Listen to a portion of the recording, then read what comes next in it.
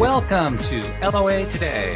I'm Walt here with Louis D'Souza. Today is Monday, June the 29th, 2020. It's 4 p.m. New York time, and wherever you are in the world, thanks for joining us for another episode of LOA Today, your daily dose of happy. And I'm happy to report that there is actual progress with the release of the LOA Today app. We don't have all of it released yet, but I had a nice breakthrough over the weekend where the PC and Mac versions are concerned. So you can actually now download and install, if you're a Mac or a PC user who likes to listen to the show that way, you can actually go to the website, loatoday.net, and you'll see instructions on how to download and install the first version of the LOA Today app.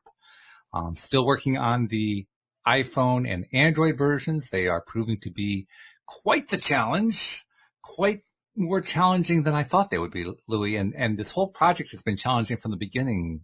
It kind of makes me wonder, am I checking my vibration off enough? Because it seems like I come in and I get going and I really get excited and I'm so close.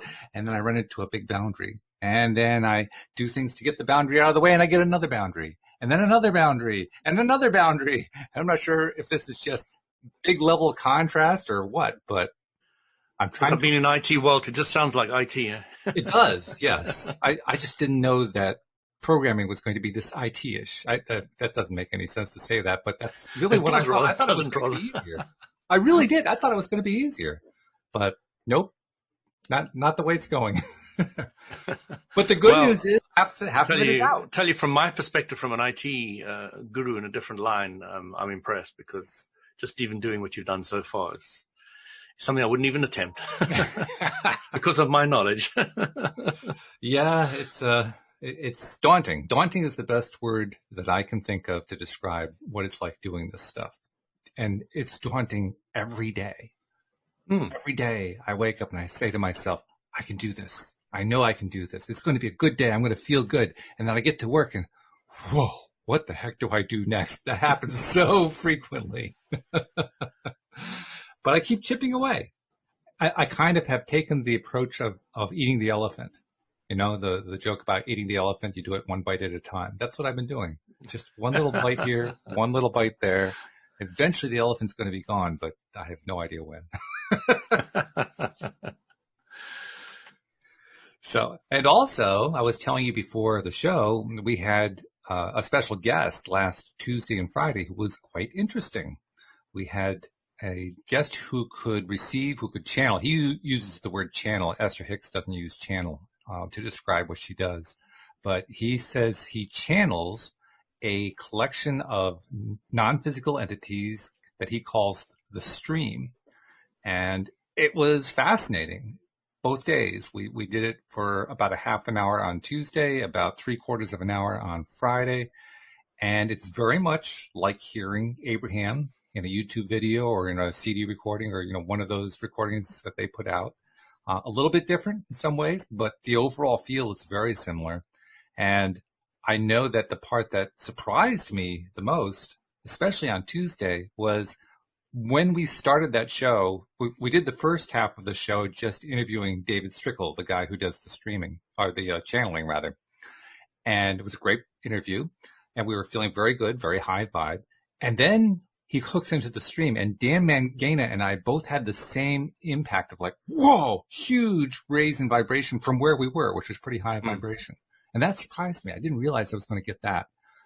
The same thing happened on Friday. All those Friday's experience I described as being softer. It was like a gentle, kind of a rise. But either way, just the fact that there's a rise in vibration, I guess that probably happens with Esther too. But I asked Dave about it, and he said, oh, yeah, it happens every time that he connects and he gets the same experience. So I don't know. I hadn't thought about that one. Have you experienced anything like that?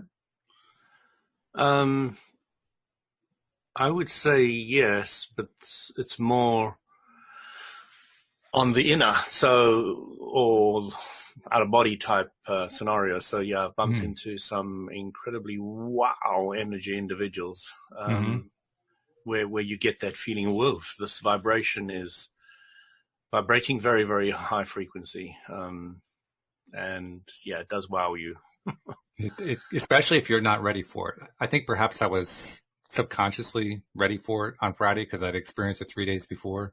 But on Tuesday, when it happened, something happened that I'm not used to having happen to me. And that was all of a sudden I was faced with asking questions and I couldn't think of a single question for about 10 seconds. I'd love to come on and have a chat. Well, I have invited him back.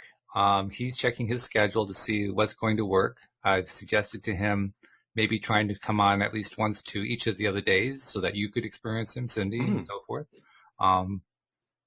So we're finding out what's going to happen there. And then I'm also suggesting that we try to go for a regular weekly schedule. So I haven't heard back what he can or prefers to do, but I know that he's been enjoying the visit, so I think he's going to come back. Yeah. So that's the good part. So I like it when there's different people with different vibrations mix up the pot. Yeah. I'm looking for new ways, especially now with the app almost ready to be completely released. To me, that's like it's a milestone. That's an important one, not just because we reach it, but because from that point on, I see the show expanding in ways that I hadn't thought about expanding it in the past. And one of them is bringing on more and more people, getting more and more vibration, as you're saying, because that's what keeps things interesting. Absolutely. Yeah.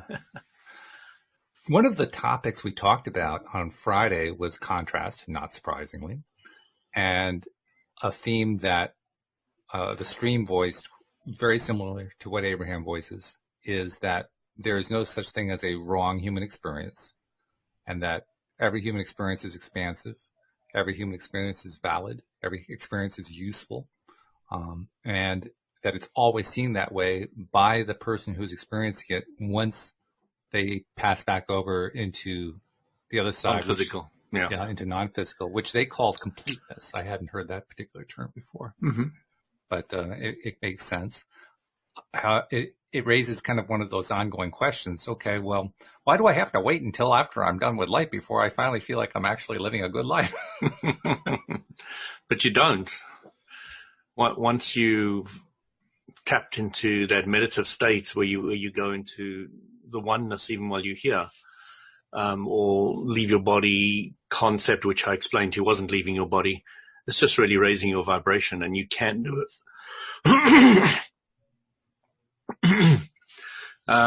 You can do it in this lifetime. I remember my mother saying to me, "Yeah, but you can only go to heaven once you're dead." I was saying, "Oh, no, it's not a concept I agree with at all." So, with all the experiences I've had, you kind of get the idea that you can tap into it now and again while you're here. Mm-hmm. Is that something that you have aspired to a lot, or is that something you kind of dabbled in and said, okay, I'm done with it? I can never say I'm done with it, but you must understand that once you die, you're there, and then you choose to go and play the physical universe. So what you're really looking to do is to play with contrast. You're not looking to spend all your time in non-physical, otherwise you might as well pass on, Right. So it's all about understanding that you did come here to play with this clay of making things with your thoughts.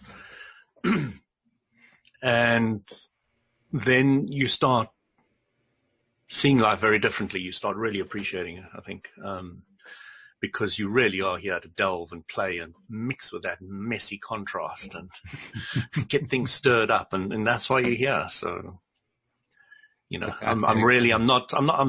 the great desire of mine is not to spend all my time in non-physical or that high vibration state. And I know that high vibration state would never remain high if I'm in the physical. It will drop. It's the rules of the physical universe, You will play with contrast if you're here. If you're alive, your mission on Earth not complete. And that mission includes diving into the contrast. It very much includes. That is the main thing that expands you. So of course you want to. Your non-physical really wants to play with it. Your fearful physical gets stuck in. No more of this. So yeah, it is. It's it's an adventure, but once you start understanding the Abraham-Hicks teachings, or understanding that contrast is the teacher, and that when you go through what you don't want, it expands you, you become far bolder. You become far more resilient.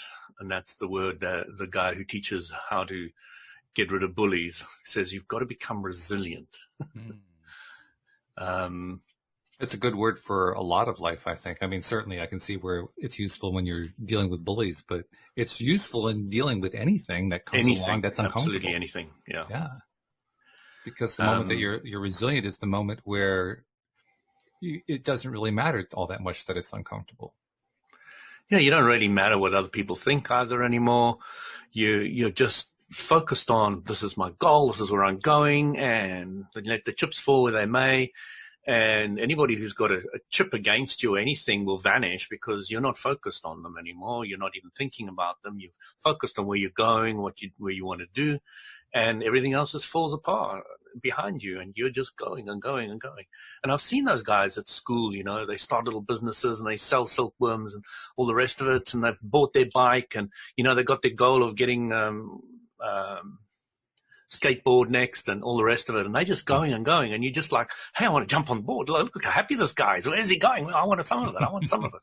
So, this is what I really love about. I think it's why society admires entrepreneurs so much, because they've really gone out and done this. True. Yeah.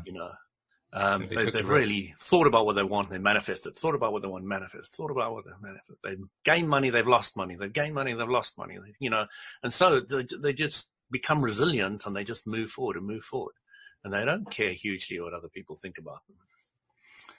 I think also that as I look back at my own life, this viewpoint basically gives me a way to reframe it. I mean, we talk about that a lot, reframing the past.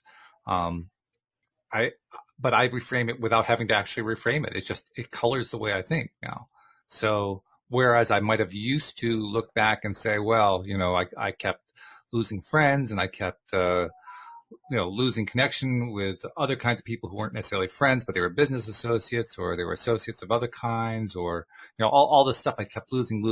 Now I look back and say, oh, well, I was moving away from them. I was moving in a different direction from where they were. And exactly. Your vibration was now so different, you couldn't attract them anymore. Right.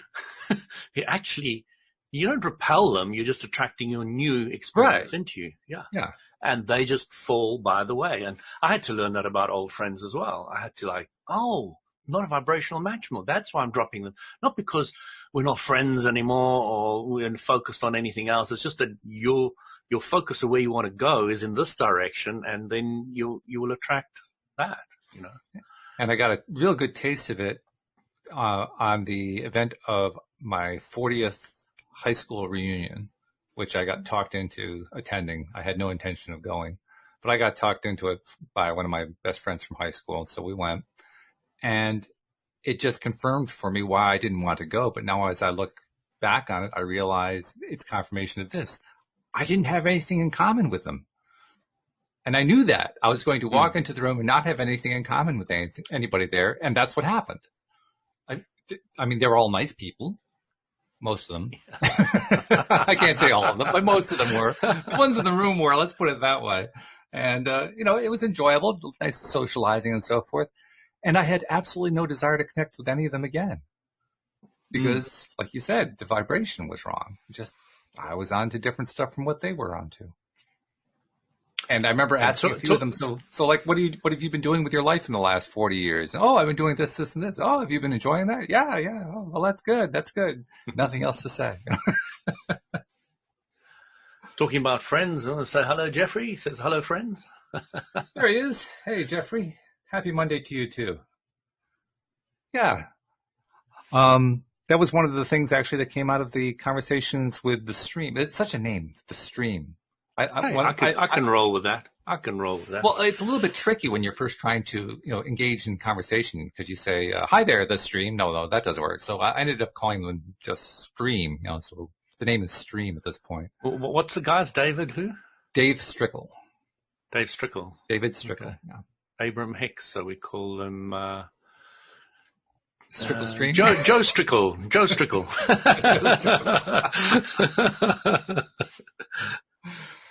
Yeah. So anyway, because Joe's a good name, isn't it? It's not male or female. Yeah, that's true. Yeah. Yeah. Well, he's the one who picked the stream though. So I'm kind of loath to change the name that he assigned. No. We wouldn't change the name. Whatever they want, they get.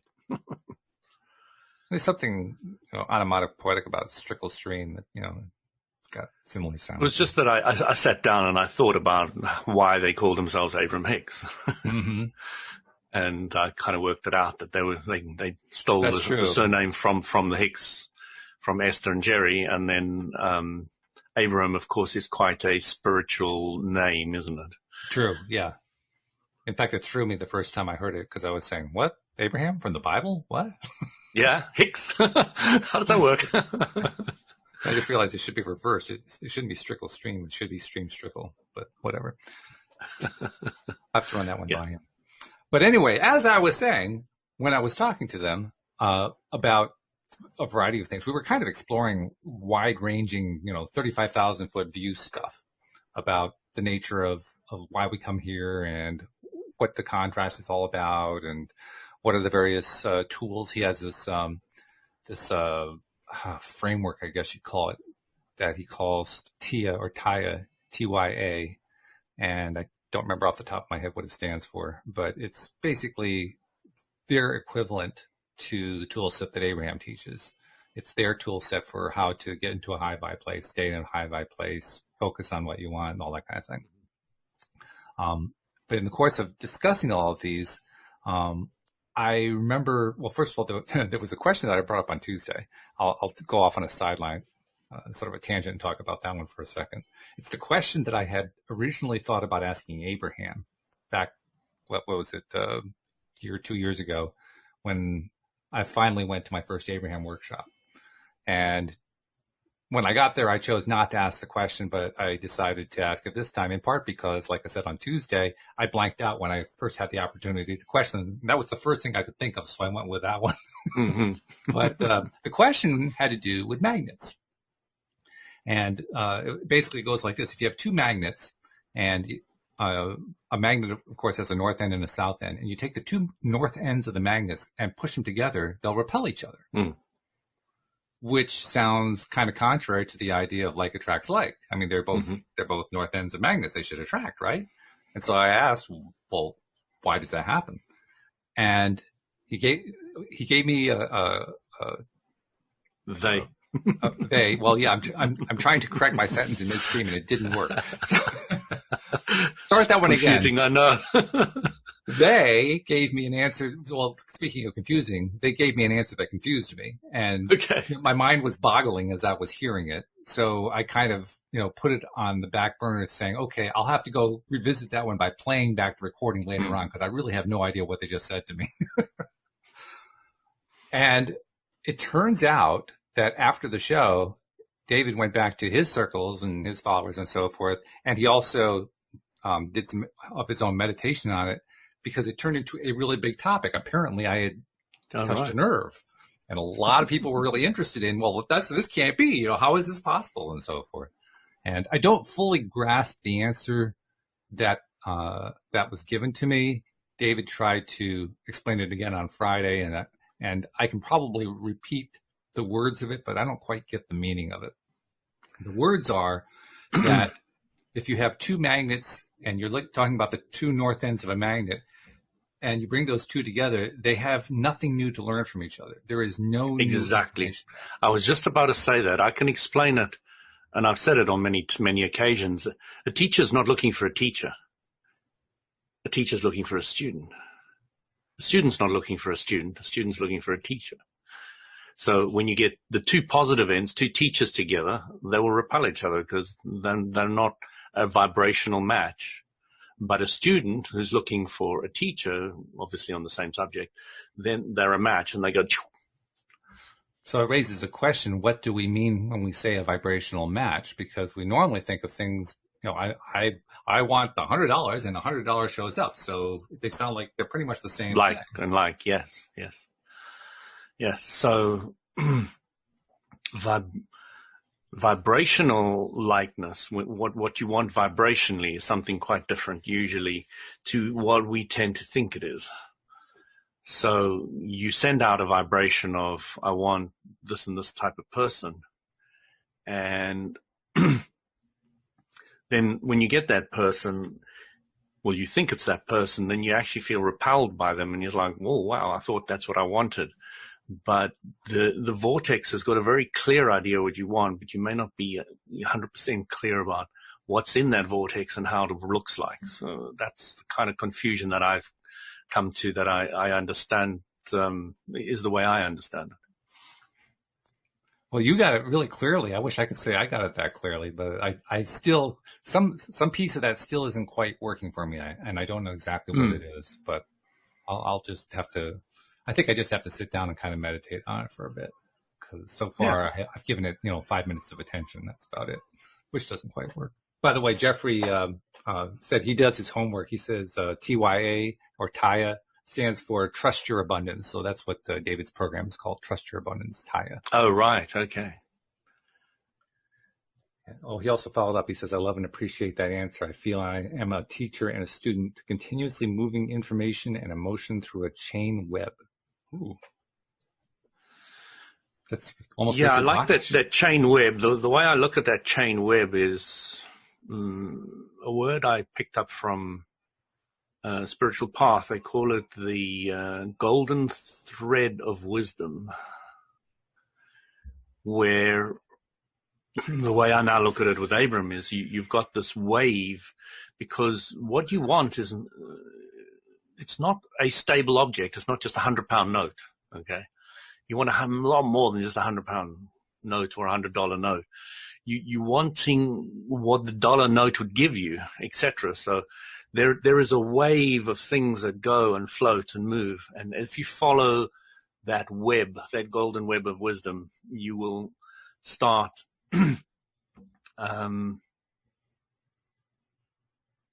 basically it's trusting your higher self, trusting your emotional guidance system. That's how it is. And then once you've trusted a little bit, then it gets better and easier and better and easier and starts flowing. And then you start really trusting it, and then bigger and bigger things come to you. And then so it flows, but it's like following a web. It's not as black and white. It's very different to that. As I was sitting here listening to what you said, I got an image in my mind. And I think this may be Source trying to answer for me the question in a way that makes sense to me. The image was of anything, it doesn't matter what, some object or a person, place, anything, vibrating. And in the course of vibrating, I could imagine waves coming away from the thing that was vibrating. Steady waves and they were waving at a vibrational frequency. So high vibration, they're really, really moving. Low vibration, they're moving slowly. And as those waves go out, they go out continuously, and they travel continuously. And then I imagine two of them, both at the same wavelength, both at the same vibration, both sending out waves to each other. And I ask myself, okay, what happens when those waves meet each other? Mm-hmm. When they meet each other, if they don't have any way to interact, they're going to bounce off each other. They're going to push. Mm-hmm. So what is it about a wave that is a vibrational match, as you termed it? And I realized the best way I can think of that is harmonics. If I have a wave that vibrates at, I'm going to get this frequency wrong, 526 vibrations per second, that's middle C, or somewhere in that vicinity, 562, I can't remember exactly what the number is. And then if I have another vibration that is twice as fast as that, it'll be an octave up from middle C. And if I have one that's, I don't remember what the exact interval is, but a certain amount toward that higher level one, I'll get something that's a fifth up. And we'll to express it in terms of musical vibrations. And those are harmonically pleasing to each other. Mm-hmm. They are in harmony with each other. So I can now begin to visualize it as they don't have to be at the same vibration. They just have to be harmonically receptive to each other. Mm.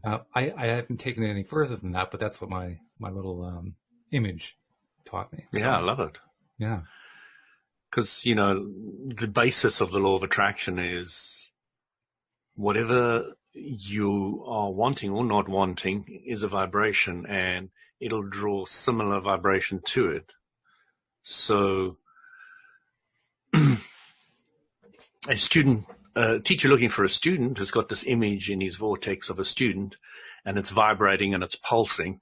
And then the student is out there looking for a teacher, and depending where the student is at vibrationally, they're going to come across that teacher that is of a similar vibration to what they want, not where they're at now, because otherwise we're not going to grow. So it's a lot to do with what's out in the vortex as opposed to who we are now. Mm. Yeah. And the teacher doesn't learn a lot about his subject when he teaches it, because he wouldn't be teaching it if he didn't know it fairly well. So he learns a lot more about how to teach and when to teach and how to say things to people and when to say things to people. So he's learning a whole different gambit of things, where the student is learning maybe what the teacher has to teach on a specific subject, and the teacher is learning on different levels. So it is the teacher's always learning, and the student's always learning as well, and also teaching. So it's kind of, there's kind of like a whole melting pot of stuff going on there. It's not just one person doing one thing and the other person just doing another. There's a whole gambit of things going on in so many different levels. And then every subject that you bring to the teacher is on a different vibration.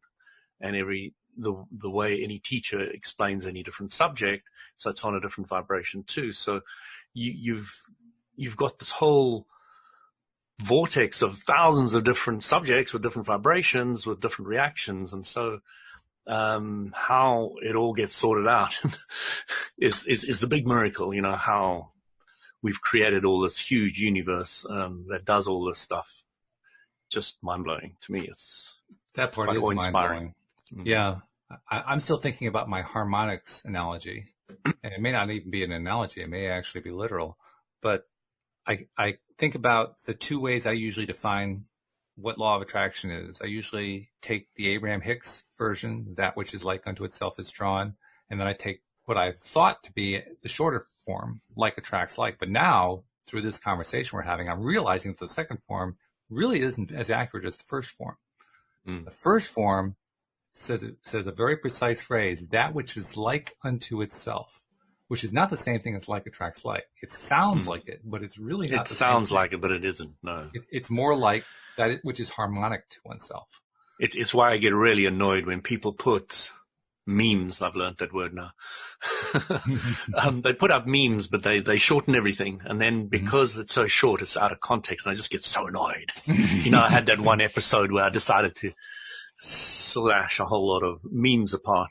But if you have a look at any of Abraham-Hicks's memes, they are like so long. Oh, yes. And then the full context starts coming in, and you feel the appropriateness of it. But when somebody throws me these short ones, I get my back hairs just go straight up. It's like, nope. Well, that's when you realize that the really long ones from Abraham-Hicks are really the shortened versions. Exactly. It's already been compressed. It also occurs to me that I can take the same analogy about harmonics and apply it to situations of contrast. The harmonic part would be where it's something that I like. So define the word harmonic for me, just so I'm clear. Hopefully you know a little bit of music theory, so that if I say this... Not really. Well, are you familiar with the idea of a major chord? Not really. All right. I'd have to pick a piece of music. I mean, I've heard major and minor, but that's about as far as it goes. Major chords are happier. Minor chords are usually about sadness or strife. Oh, vibrational Yeah. differences. Right. And then you also have different kinds of music that emphasize harmonic distortion. There was Discordant music, which helps break up fixed mental thought patterns. Yep, discordant music, similar. Well, binaural beats are a form of that, actually.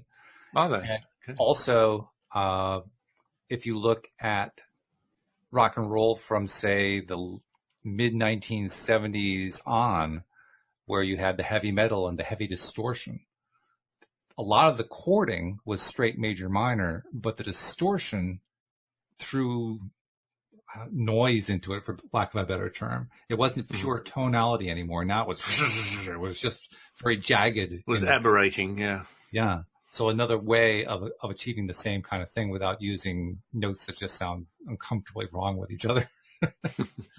But the point is, all of them produce states of not high vibration. Mm-hmm. And this is where also I realized that what we call high vibration is in of itself a distortion of what the real meaning is. Because it really it's all relative. It's all relative to contrast. It's it's well. Tell me what you mean by that before I agree with that. Well, if I am a certain vibration and somebody of exactly the same vibration stood in front of me, the theory is you wouldn't perceive them. Or in the context of what we were just talking about, we'd bounce off each other. You would simply not be able to touch it because it is the same vibration as you. You wouldn't be able to literally, physically, or any level of your senses wouldn't be able to perceive it. And that's how they say the ninjas and, certain gurus and masters are able to become invisible, because what they do is they mimic Walt's vibration because you're on the right. They'll mimic Louis' vibration on the left. And then the perception when you look at them, because there's no contrast, you would become invisible. Okay. I'll have to think about that one for a while too. I know. It took me ages to kind of get my head around all that. That is an important teaching of a ninja, okay, because I was into martial arts for a lot, is the ability to sit in a corner of a room and not project any thoughts outwards, so that there's nothing for anybody to jar against. So you literally, unless somebody stands there and actually looks in the corner, because that's not really the same thing, though, is it? No, that's different. That's different to what I was talking about just now, because these guys didn't have this full control of what a guru would be able to have. But I'm really talking stuff out of the air that I've picked up over years and years of looking at different books and different martial arts. But I've done it on numerous occasions when I pull my thoughts away and just go blank in my mind. So like literally I'm meditating, I've got a blank mind. I can sit in a room and people don't notice me. It's just really interesting. It's fascinating. But as soon as you worry if they're looking at you or not looking at you or do anything like that, they pick you up instantly, Or if you're sitting at a railway station or something, you can make yourself pretty much invisible to everybody else. Well, that makes sense to me. Maybe not so much in terms of vibration theory. I'm still working on that part of it, but in terms of just experience, I can certainly second how you can be in a place, and if you just sit quietly, no thought, you're not putting anything out there, I can see how people would ignore that. And I guess you can explain that vibrationally too, because if you're not emitting anything, there's nothing to interact with. Exactly. There's no contrast. There's nothing to grab onto. Yeah. Well, it's not contrasting or not. I mean, it could even be high vibration to your high vibration. There's still nothing to hook onto, because there is no vibration. There's no vibration being given off there, or at least minimal amount of vibration, and not enough to. The fact that you've got a physical body and its heat and all the rest of it, there is always some level of vibration. So something. But it's that intuitive aspect which you kind of blocking. When you kind of feel somebody walking in the room before they're there, or or you kind of feel your cat's not far away from you, and you kind of know these things. But when you get to that place where you can just shut off everything, then people just aren't able to perceive you that easily. I was watching on the train the other day. I was blown away. I was just specifically looking at everybody on the train.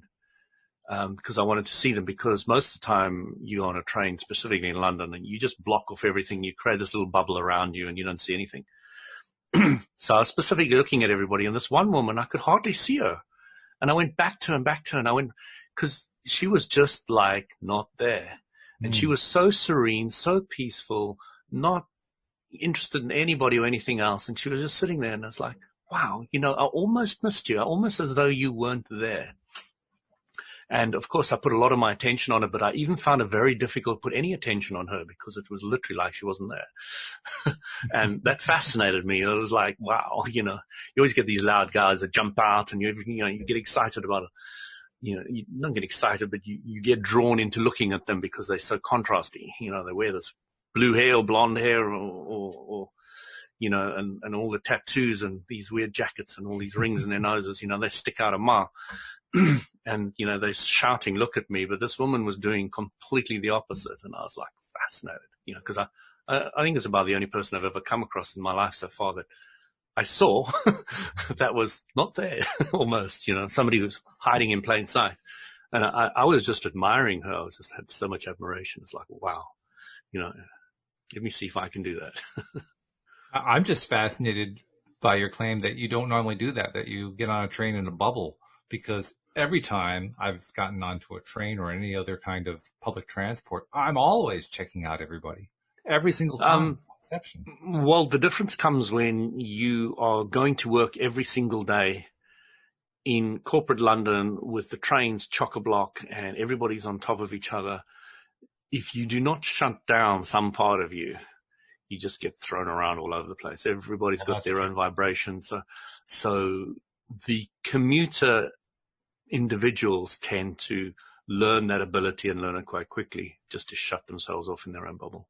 Mm-hmm. It's a method which I perceive as kind of like a protection mechanism for them, so that they're not too drained when they get home with all these different people focusing on what they don't want, vibrations, yes, flowing into them all the time, You do get a lot of that. That's true. Yeah. And you do have to know when to turn it off. But when I first came to this country, I was like looking at everybody. It's like, wow, look, that person does this, this, this, this. And then once I did the commuting, 9 to 5 type job in corporate London, then you just shut down. It's an instinctive, and I see everybody does it.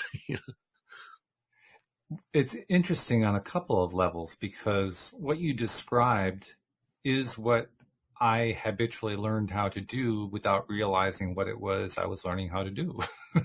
I learned it quite a long time ago. But what I learned is that, yes, I usually do want to know about the people around me, and so I pay attention to them. But there are times, and it's usually with the people who are, like you were describing, the ones with the rings in their noses and the stuff that say, look at me, look at me. They're the ones that I didn't want to look at. And so what I would end up doing is deliberately averting my eyes from them and feeling them instead. Mm-hmm. And I, at the time, could not have told you why it was that I did that, other than to say it felt more comfortable to do it. What I felt comfortable avoiding somebody who was shouting, look at me. Well, comfortable may not be the right word. It felt better, I guess, is the better way of describing it. It felt better not to give them what they want. Yeah. Yeah. That's interesting. So when I get to people like that, what I do is I play the game. I suppose I do the opposite of what you're doing. I was like, wow, isn't that a nice ring? Or, oh, I really like that black jacket. Or, oh, sure. And they love that. Those pink shoes, I'm not quite sure they're for me. And, I really, I'd even make a verbal comment to them, just because they want to be seen. So let them be seen, I'm happy to play the game. For me, I guess that the feeling, the reason I would feel it, I would stop looking at them, but feeling it is a way of seeing them. It is a way of seeing it. It is a very clear and very powerful way of seeing them. So right. Yeah, it's not, but it's just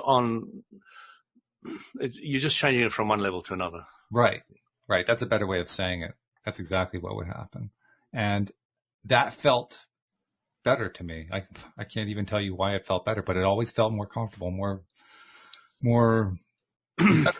It just I felt read an better. amazing book once, Walt. It was called The Lazy Man's Guide to Enlightenment. Okay.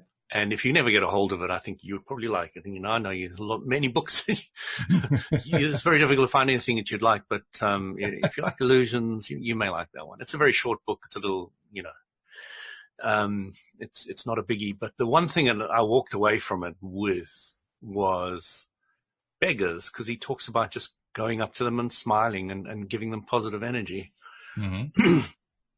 And when I was in corporate London and I read this, I was kind of avoiding those guys at that stage. So I decided to try out his little technique, and wow, it made such a difference. Don't have to give them money, don't have to do anything. You just have to look at them, smile at them, and that's it. And maybe say hello, And that was a huge transformation for me on a subject that I had issues with. Mm-hmm. That changed quite drastically over the years. I've used that same approach, particularly since doing the show, actually. Doing the show kind of encouraged me to start doing stuff like that. And you're right. I mean, it's actually fun to interact with people that way, especially when they're not looking for it, to give them a smile or a positive word or something like that, and watch their reaction. The reaction is always shock. Yeah. Because they get so much of the opposite. Mm-hmm. That once they suddenly get something that is very different from the normal reaction, it's like it's a breath of fresh air, isn't it? Mm-hmm. Mm-hmm. But it's what Abraham teaches, that nobody's broken. Right. And I don't look at any beggar or anything anymore as somebody who's broken. Just don't. I now see them as perfect where they're at, and that is really difficult for a lot of people to grasp all that.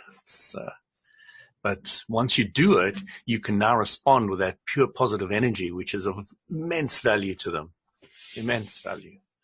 It's taken me quite some time to get to that point, but I'm almost there. I mean, I can still feel a little bit of that negative pull that I used to feel in a big way, but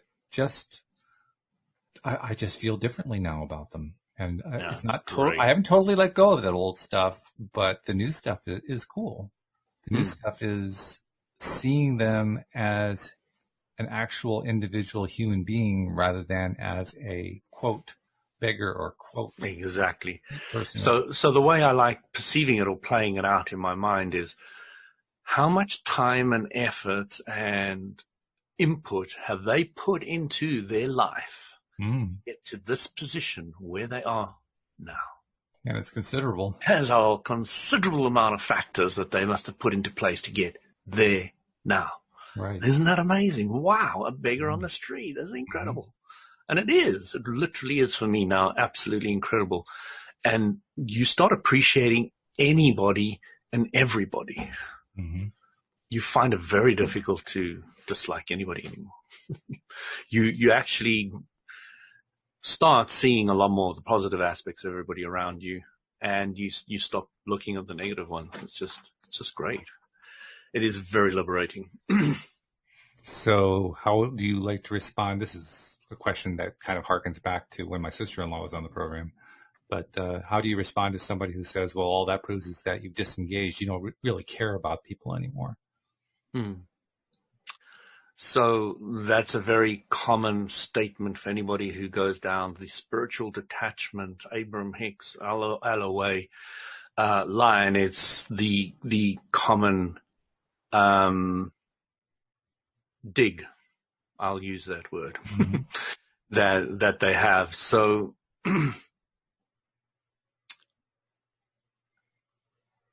the way I understood love before versus the way I understand love now is hugely different. Okay. Hugely different.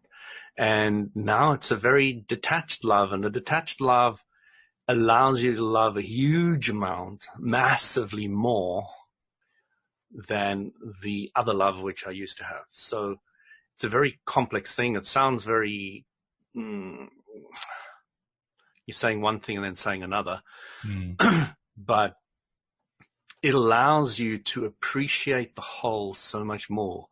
You wake up in the morning and you see everybody in such a beautiful light, and you're not criticizing them. And that is where you get to. So is it better to have all these, contrasting ideas, or sitting in your little corner where this is right and this is wrong because that makes me human? You can play that game if you want. I don't mind. But I've learned that it doesn't help open my heart. It doesn't help free me. It doesn't help allow me to fully understand where you are and to truly help you. So it's the difference between what I've seen a lot of people do is that, they call them mother charity, or that, they're always helping other people. But in the end of the day, are they really helping them, or they doing what they think the other person needs, but not really what the other person needs? So it's kind of that difference where you kind of feel and you say the right things at the right time, and people just glow and they open up and it works for them. And I've seen that so many times in my life that it's where I'd much rather be than that whole contrasting, I care so much environment that a lot of people want to argue for. So I will just let them argue for it and continue on my way. It's just nothing more than that. Just don't buy into it. That's all. It's not even right buy into it. I'm buying into my new one so much that one doesn't manifest too much. Yeah. The idea of not pushing against anything is very clear with me. I really, really see it pop up very quickly if I start pushing against anything. It's in my life.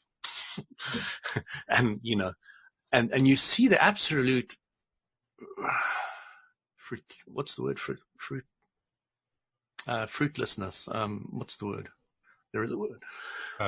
Not sure what you're thinking of, but fruitlessness. You see the fruit. I'm tongue-tied today. The fruitlessness of that focus. When you're focusing all you don't want, it really doesn't help you. Brings down your emotion, brings down your vibration, and then you're not able to be in a position of helping that individual anymore. So, you just see the fruitlessness of it. Just is it fruitless though? Because it does produce fruit. It may not be the fruit that you or I would want to produce from it, but it does produce. I mean, if it didn't, they wouldn't keep doing it. Completely agree with you. So, and this is what Yona was getting at a lot with the title of the book. We're going to the point where you're now looking at the negative contrast, not as negative anymore, but as expansion. And once you get that, changes everything. So, but it's also clear you don't focus on that anymore. You're now focusing now on the expansion. Right. So you're not going there anymore. You're not digging in there. You're not amplifying it. So the law of attraction will amplify it. You're not focusing on it. So the law of attraction won't amplify it anymore. But you are not saying it's bad, evil, terrible. You're saying it was a beautiful expansion experience and it really helped me go here. Which is what's happening with the beggar on the street, and it's happening with the protester, and it's happening with the politician, exactly, and it's happening with the newscaster, and it's happening with the actor on stage or the actor in the. And it's happening millions of times with me every day. Yeah, it's playing with the contrast. It kind of gives me a real reason, like I needed one, but it gives me a real reason beyond the obvious reasons for not treating it as a right experience or a wrong experience, but because, boy, you can get tripped up on right or wrong really, really quickly if you stick to it in that kind of scenario. Because the moment that you're thinking right or wrong... Just jump on Facebook and you will see. Yes, well, there's that too. Yeah, you'll find it really fast. But even so, even if you aren't talking about it, or even if I'm not talking about it in terms of, okay, I'm going to interact with somebody on Facebook and I'm going to say something and they're not going to like it and they're going to say this, that, or the other thing about it. If I just treat it as I am deciding to do this, I'm deciding not to do that, this person is deciding to do this, they're deciding not to do that, they're deciding to do this and not that. If you just think of it in those terms and limit it to those terms, it actually becomes confusing to add in right and wrong, is what I'm trying to say. Absolutely. It muddies up the whole approach. The whole thing is, when I see Walt saying this or doing this and believing it, it's perfect for Walt. Mm-hmm. But it may not be perfect for me, but I appreciate that it's perfect for you now. Right. And there's that level of acceptance which comes with it, which gives you that level of detachment, which gives you the saying that Abraham says nothing's ever going wrong. You know, there's nothing wrong with the planet. There's nothing wrong with anything. The only thing that would be good is if you focus a little more on what you want, because then you'll manifest it. So you get to what I used to know in my old world before Abraham, I used to call it spiritual detachment. And I truly didn't understand it in those terms and at that stage, to be honest. What do you call it now if you don't call it spiritual detachment? I call it clarity on how it works, how the universe works, as opposed to anything else. It's just clarity. It's just understanding how it works and working with it as it works and not as you thought it worked, which has been a transformational process for you. And now you're just running with the new program and off you go. So again, it's not me that uses this word detachment. It's people that are kind of putting holes in or pointing fingers at the law of attraction. I've heard a lot of people saying, "Oh, my spouse is very detached now," etc. But you know, I'm looking at my wife, who's taken on board a lot of the Abraham-Hicks teachings, is running with it. We're now on a very similar page from different perspectives, but the level of relationship that we now have is so much higher than it used to be. It's completely transformed. It's now not on that level anymore. It's on another level altogether. And the appreciation I have of having a partner who is on that level, who understands, who is not blaming me for anything anymore, is now realizing she creates her own reality. And the kids have been brought up in this environment. It is to me amazing. It's just I'm with you on phenomenal. that. That's exactly the experience that Louise and I have had over the years. And I continue to marvel at it. I remember shortly after I met her, now this was after a 20-year dry spell, right? I had had no success in relationships for 20 straight years. And then I met her, and then everything worked from that point on. And basically what happened was I finally met somebody who wasn't going to play games with me, who just wanted to interact with me as I was, who I wanted to interact with just the way she was, and that worked. And I remember all of the people saying, including people who attended our wedding, who said, it will never last. And they said it with conviction. I'm pretty sure in at least probably most of the cases, they were saying it because that was their experience. They had either themselves or people they were close to who had short-term relationships. They got married, they got divorced years later. It was just, to their way of thinking, it was the pattern of life. And I remember at the time thinking to myself, you really don't understand us at all, do you? Are you really my friend? Do you know who I am? You know, my answer would have been, Walt, would have been, you know, if it doesn't last, doesn't last. Well, there was that too. I'll just play the game until it's not playable anymore. When we actually invented our own vows, we refused to take religious vows because none of the religious vows that we'd ever heard were anything we wanted to agree. We used something very unique as well. Yeah. So There's no ways I would say till death do us part. we didn't say anything close to that. Yeah. It was more along the lines of let's just go for however long it'll go and not worry about it too much. I mean, that's almost exactly what Abraham says you should say. Yeah. Let's try it out and see how it goes. Yeah.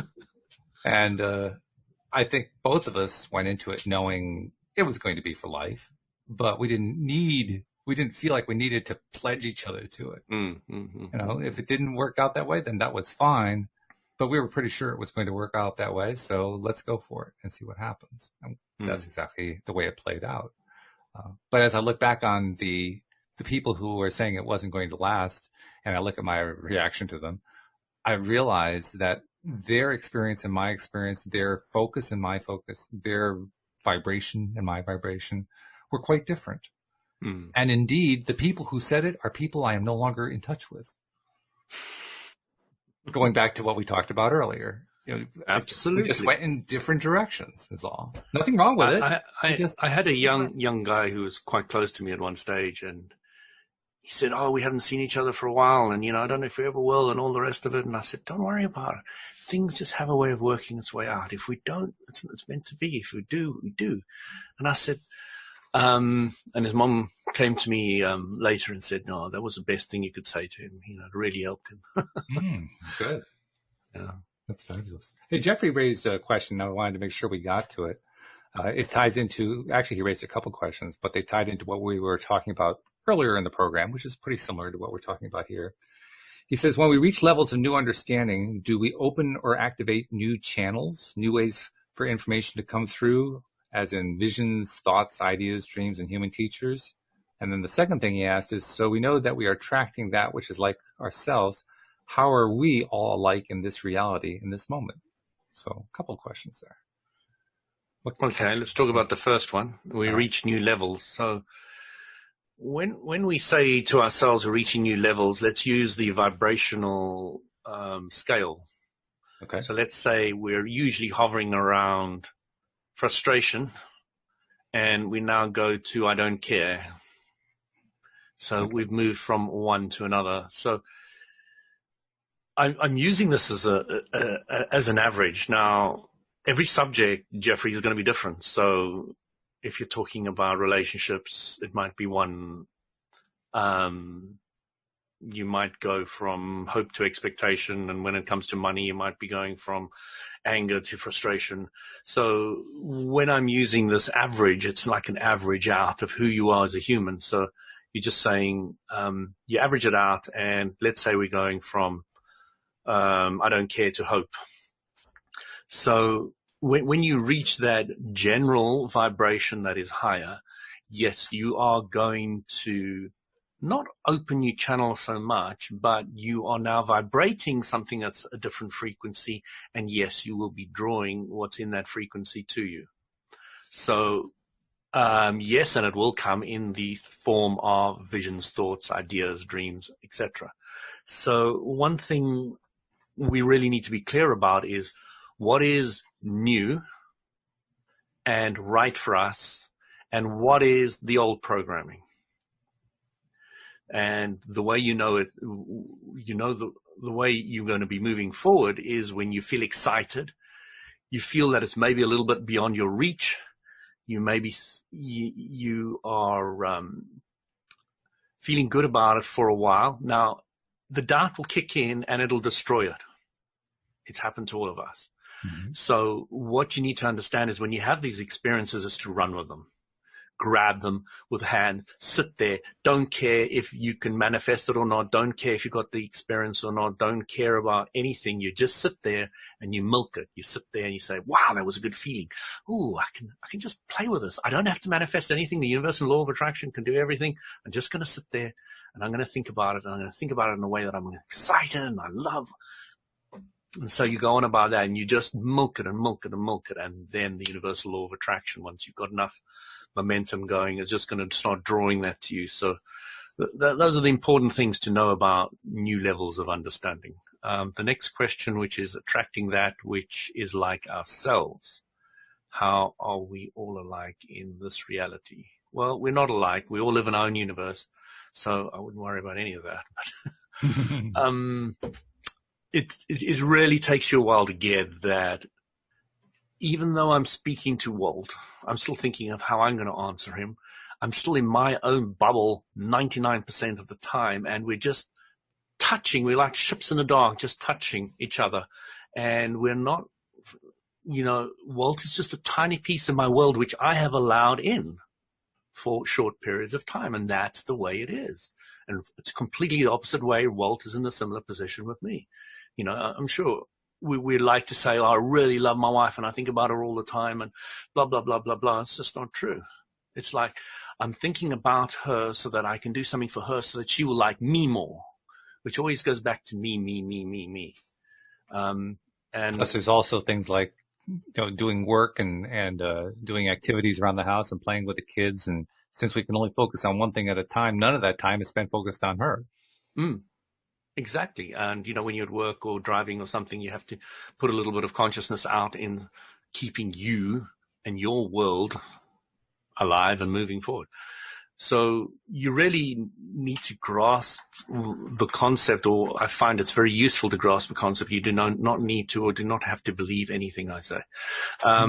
It is very valuable to understand that you do create your own universe and you do live in it. Then once you get there, once you really understand that, you can start really carving out your life. You really start being able to slash these things that are of no value to you by not slashing them at all, by just focusing on where you're going, clearly going there, focus, moving, and then bang. Going back to his first question, he also followed up by saying, do we open or activate new channels? And the answer is, of course, all the time. That's part of what it is to be a conscious creator. Every time that you focus on something that you've decided to focus on, whether it's something you like or you don't like, you're opening up another channel to something else. You're getting new thoughts in to reinforce the thing that you were just thinking about. You're getting manifestations. Of course, channels are opening. They're opening all the time. So Jeff, just break down the word channel. Channel means a vibration. Always break everything down to vibration. Are you creating a new vibration? Yes, you're creating a new vibration. And of course, that new vibration will be reacted upon by the law of attraction. The law of attraction will find other vibrations that are similar to that, start drawing them towards you. So just change a lot of these words which we banter around, put them into the form of vibration, and you'll find it makes life a lot easier. So he added one final question. This is a good way to sum up the show, I think. He says, if we're not alike, how did we attract each other? Again, it's the master-student thing.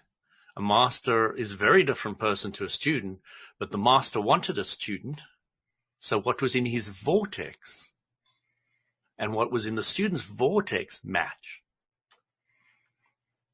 And it's not just masters and students. It's no, of course it's not. Yeah. That's just giving you an idea, one idea of millions and millions and millions of parameters. Yeah. Yeah, it's any kind of combination. It's any kind of I've always used that one for some reason or other. I suppose I should change it a bit. I just like using the idea. It just really makes sense to me. So I could sit down for a few seconds and create a million different scenarios. It doesn't have to be master student at all. Right. It can be marriage, partner, relationships. It can be anything. Sure. Yeah. Your relationship to money, everything. They're all relationships. Doctor-patient. It could be friends or opponents in financial circles. It could be fill in the blank. It could be dance partners. It could be people who meet on the street. It could be it's any combination. It doesn't matter what the combination. Great question, Jeffrey. What if you wanted to create other students? So now you're putting into your vortex, I want more friends. Rather than saying student, you're saying, okay, I'm at university, so I want some more friends. And then you're putting out the vibration of friends, and then you get friends. So, or if you're not at the university, it doesn't matter where you are in your life. No, it doesn't matter. Again, arbitrary location. Right. Yeah. It's really. But then you start understanding, when you get this, Walt, this is when you start understanding how much of a non-physical part of you have. Yes, that's true. Okay, you start seeing the separation between where you are and what you want, and how that what you want that hasn't manifested yet is a huge vortex of stuff that is sitting there twirling around, as Abraham would put it. I don't have to be quite as afraid of that Mack truck that's swimming around in the middle of it anymore. Yeah. I remember that. Good stuff. Well, I have to say, I think we matched what David Strickel had to tell us on Tuesday and Friday. This is very, very good. So we'll have to have him in sometime so you can talk to him, though. I think you're going to enjoy it. Oh, I would love it. Absolutely. I mean, he likes to have challenging questions. He likes to have interesting Bring him on. And I figured, wow, if there's anybody who can give him interesting questions, it's Louis D'Souza. So we're going to set that up. We're going to make that match happen. In the meantime, thank you very much. I want to remind people who are not yet subscribed, hey, those of you who use PCs and Macs as your way to listen to the program, you're a very small minority of our listenership, but you are there, and you can now download the app. It is now ready for you. Just go to the homepage, loatoday.net. You'll see it has been changed to a link that you download. There's even an instruction page there you can click on to walk through step by step how to load it up. I wish it was as easy as it's going to be once the Android and iPhone solutions are going to be there, because they'll just be, you go to the Play Store or you go to the App Store, search for LOA But there is an Today. App Store for Microsoft. Have you got it in there? There is one, yes. I've deliberately not put it in there yet because of the same reasons why I'm dealing with Android and Apple issues at the moment. I wanted to at least get the app up where people could get it, without having to wait a few months.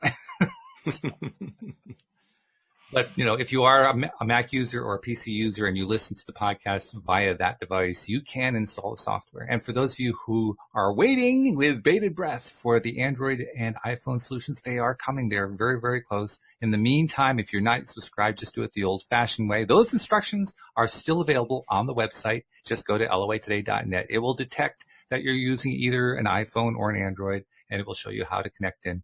And then, as a subscriber, once we do have that app released for the iPhone and once we do have that app released for the Android, you'll hear about it. You'll be able to go to either the App Store or the Google Play Store and download the LOA Today app, and that will be the way to listen from this point onward. But make sure you're a subscriber one way or the other, and make sure that you tell a friend to tell a friend, because we want to keep passing the word, especially once this app comes out. That's going to make it so much easier for people to listen to the podcast. We want to be able to spread that word as much as possible, and you help us to do that. So thank you, Louis, for all of your insights and teachings. Thank you, listeners. Appreciate it very much. Thank you, Jeffrey, for your questions. Thank you especially to our podcast listeners as well. We'll see you all next time here on LOA Today. Goodbye, everybody.